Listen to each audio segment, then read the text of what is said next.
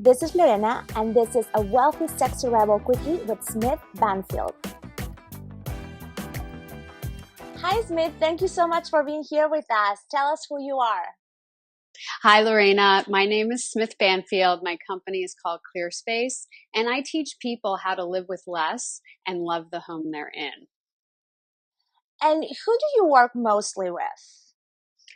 Primarily, I work with all sorts of different people. Primarily, I've been getting a lot of single women who all of a sudden they've been in the city for 7 years and they say, I'm living like a college student. My, professional life is not expressed in my home, and they don't know how they got there, or they didn't think they'd stay in New York as long as they had, and they want to really embrace their space and personalize it and make it their own. That's really interesting because I've been in my apartment for, I think, over 10 years. And when I look around, like I'm about to throw away my couch. Last 2 summers ago, one of my friends came and he was like, this stuff has to go. We threw away half of my furniture. And I feel that need to kind of redo everything because it's not who I was 10 years ago when I was so young. Well, I think there's a lot of things that people imagine that, oh, I'm going to have this stuff forever. And it doesn't, when you really take stock of what you have, it doesn't always represent you anymore. We all evolve and change. As much as we think we don't change, we are all evolving and changing. And you want to make sure that your environment reflects that, because it's really important for your self-esteem and the vibes you give off. And if this is the place where you spend the most time or your relaxing time, it should really be a true reflection of you. Yes. And I think that I notice it more now because since I work from home, I'm here all the time and I'm looking around and I see it. So I have this like urgent need to throw away a lot of stuff. And I'm a little bit of a hoarder. I'm an emotional hoarder.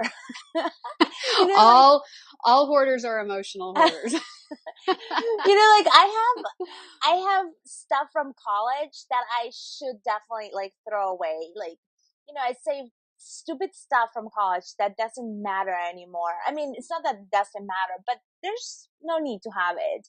But it's really hard to get rid of it.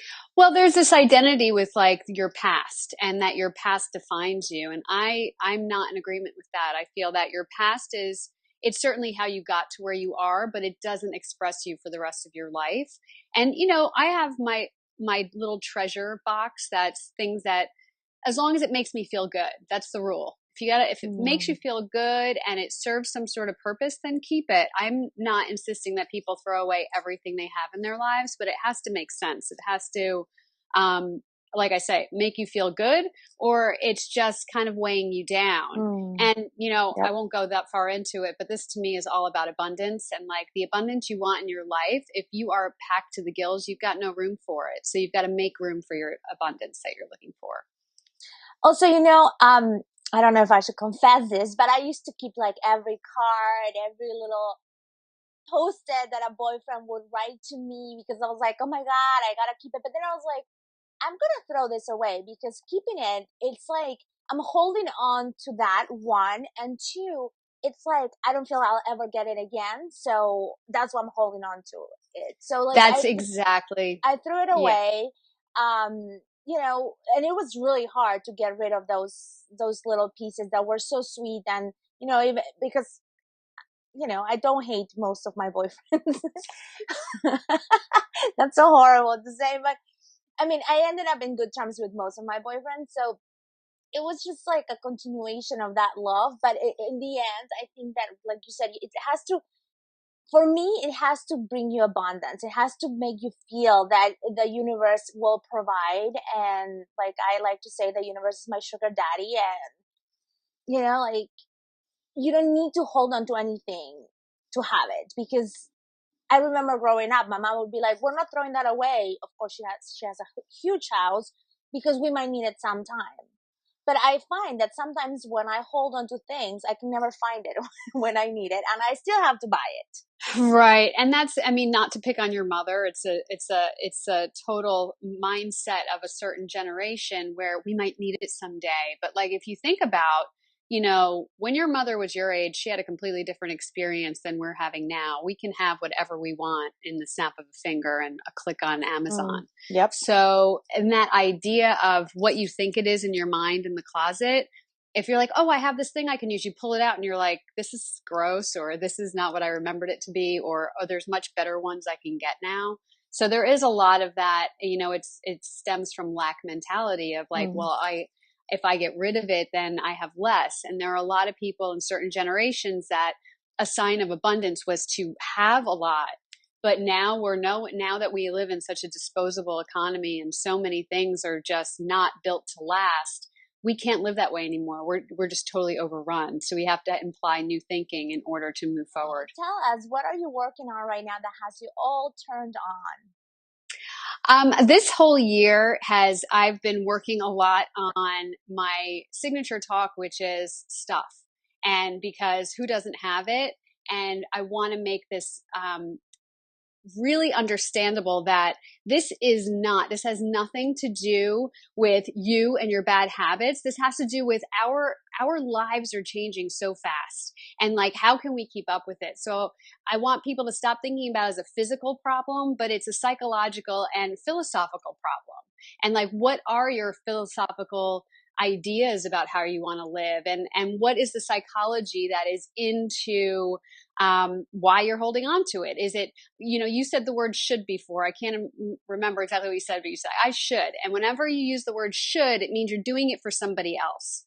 So I also want to understand, who is this you're trying to please? Who is this you're trying to make you feel good? It should only be you making those decisions. So that's where people look at people who clear the clutter and organizers as people who just like want everything to go away.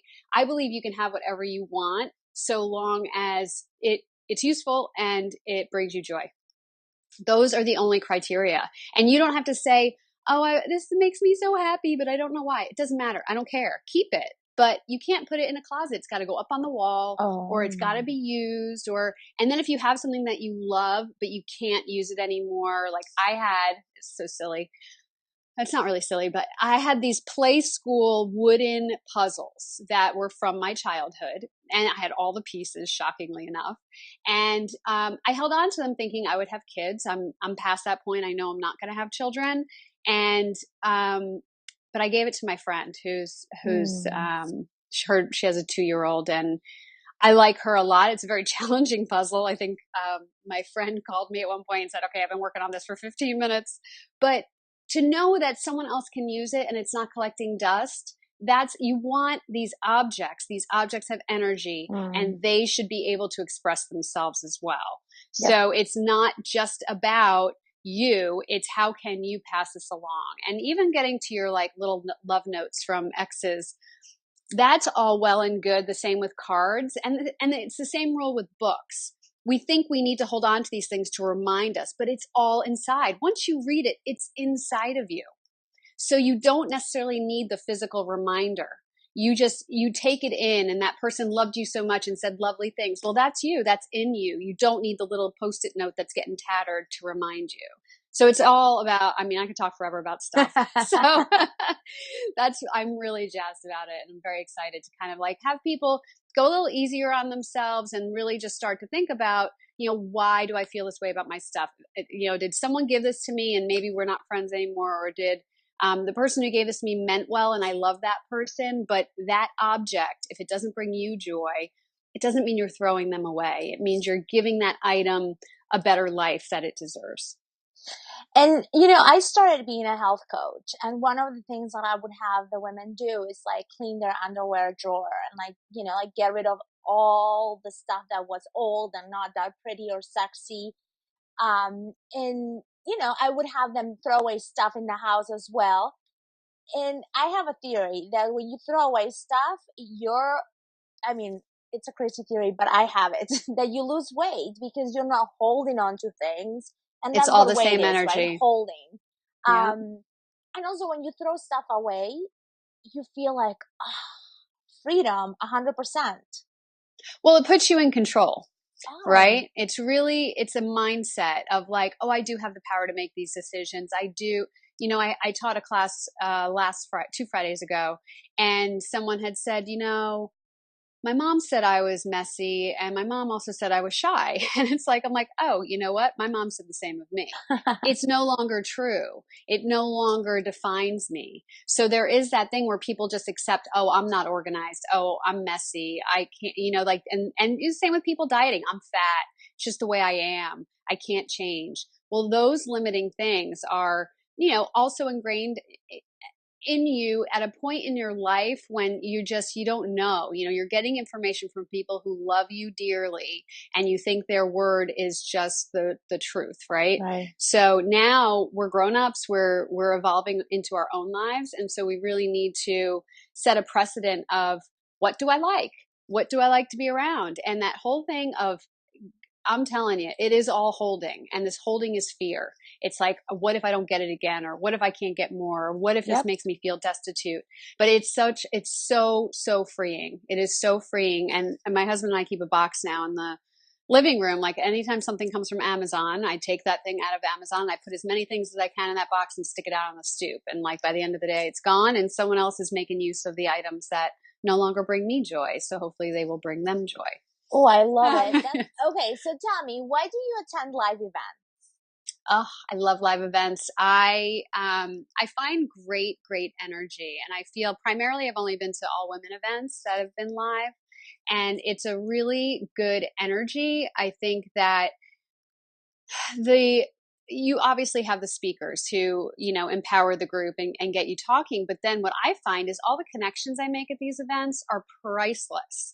And, you have people you're like nodding along with, you totally get it. You're sharing your ideas about your business. We're all entrepreneurs. What are our struggles and our challenges? And, oh, I'm doing this thing. Oh, where'd you find out about that? Or, oh, I'm going to this great networking event. And it's like really, for me, it's beyond networking. It soothes my soul. It like gives me instant power with these women who are, trying to go in the same direction that I am, trying to build your business and make it fun while we're doing it. So it's just a great time all around. I'm really excited for this one.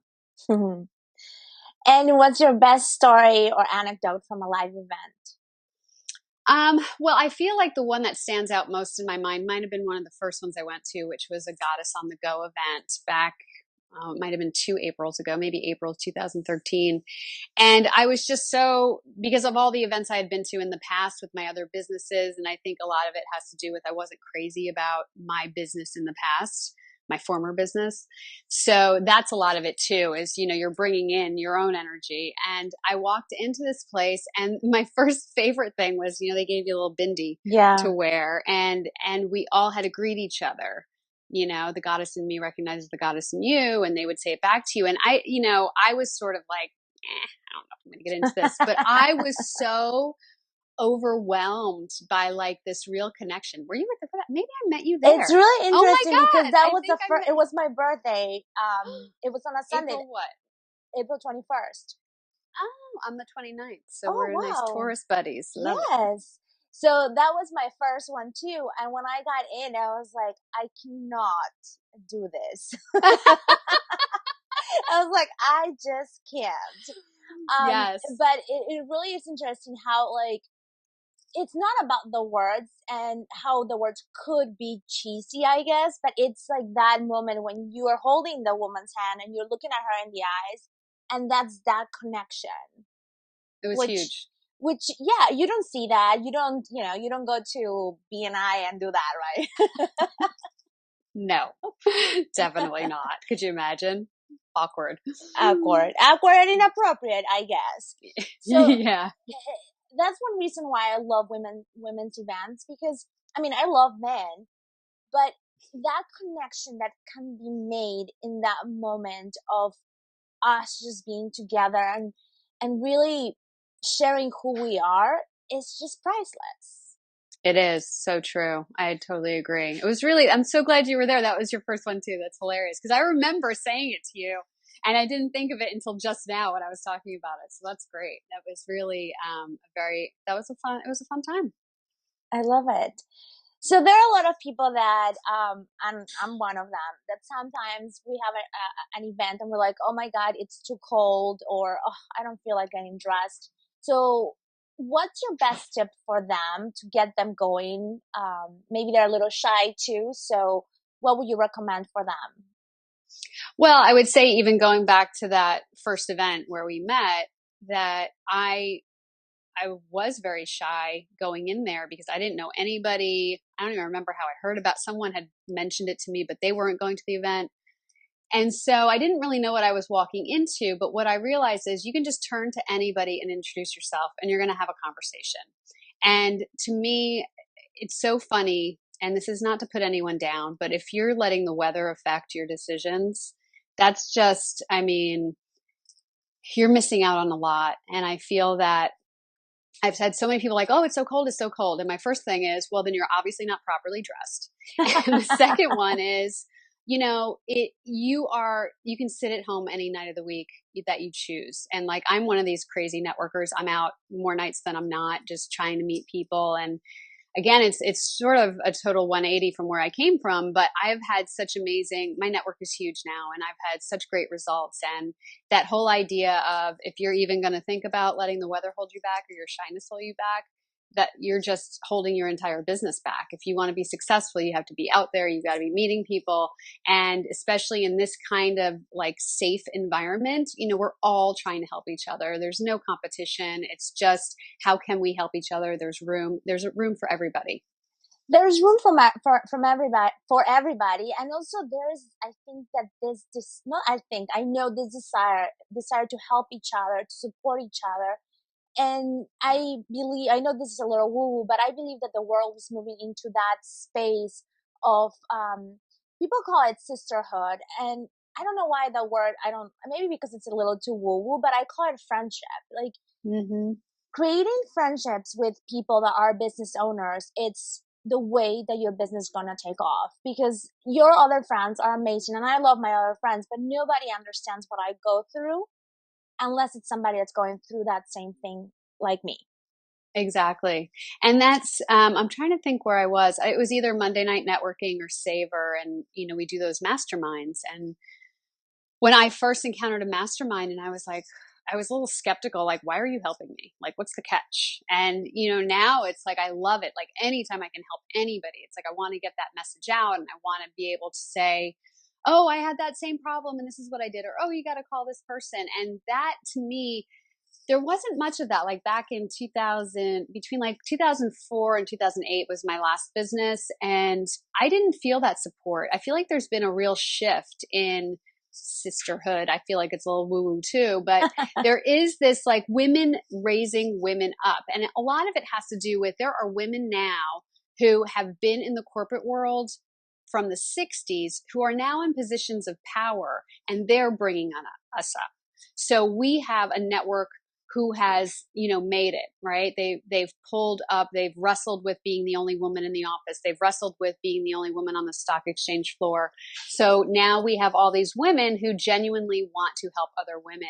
And not that men don't help men, they do their own thing. And I think that men and women can help each other in the business world as well. But there is a special significance to the way women network together, and what we can do together is amazing. I mean, it's like this, even I brought in a VA to help me, and it's like all of a sudden I've got this team, right? It's like, it's not just me anymore. I've got this other person who everything that she brings to the table benefits my business. So it's, it's so different than it used to be. I feel like it used to feel very competitive and very catty, and now it's just very open. And I think there are a lot of women out there who expect this competitiveness and the not sharing and all of that, but it's changed. It's significantly changed. And especially being in New York, I feel very proud that our community is so warm and loving.